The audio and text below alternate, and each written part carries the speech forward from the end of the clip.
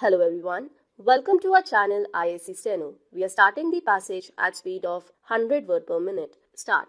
If we look at the provision of the Constitution, we will find that this resolution is in pursuance of the provision in Article 312 according to sub-article 2 of the same article. We have now the Indian Administrative Service and the Indian Police Service, which, according to the sub-article, are deemed to have been created by Parliament. Earlier, also, we decided to create some other All India services.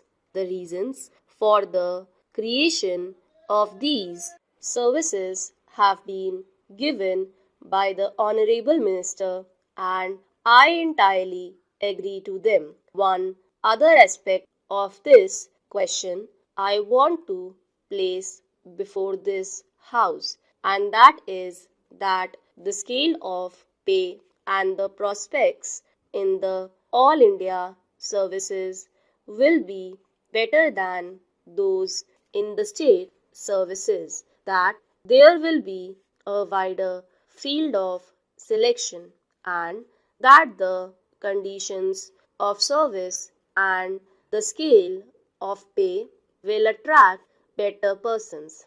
We know that quite a large number of our young men, doctors, engineers, etc., are still outside the country. Thought they are keen to come and serve the country. The service conditions in the state services are not such as to attract them. I hope and trust that our young engineers and others who are abroad will be attracted to come back to our country and serve it in view of the better prospects. I think that the object of creating an All India service is to supplement and not to supplant the state services. I mean to say that there will still be the state education service, although we are going to have an All India education service also. I know how the states are dealing with it. I know about the state of Uttar Pradesh. As far as education is concerned, we have got a state education service and also a subordinate education service.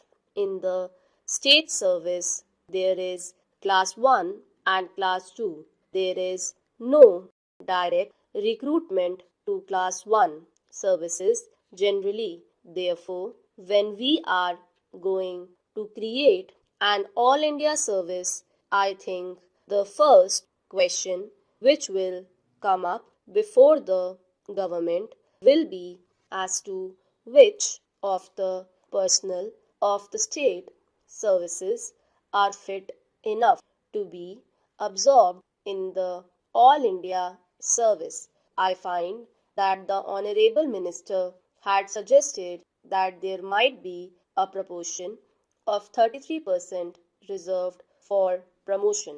After this resolution is passed by this House, the government will consider the question of legislation for the creation of these services.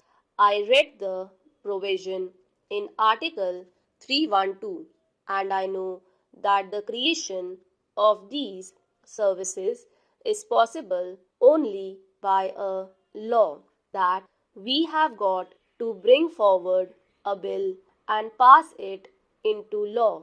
But as far as the conditions of service and all other things are concerned, they are also to be regulated by Parliament. Therefore, my suggestion is that these things should be determined by rules made under the proposed Act, and the authority to make the rules should be delegated to the government in that respect, so that after everything has been gone into, a proper decision is made both in regard to the conditions of service and also the promotion for recruitment, for direct recruitment and by promotion.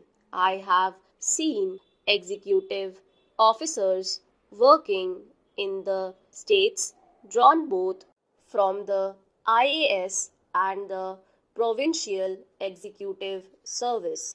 Normally, IAS officers are deputed to the states, and during their posting they are under the control of the states. They are posted according to the recruitment of the state. I think the same principle will be followed in regard to these all India services also, but it will be desirable that officers serving in one state should not be allowed to remain there for a very long period. They should be taken back from the state and given to another state, or they may be allowed to work in the center.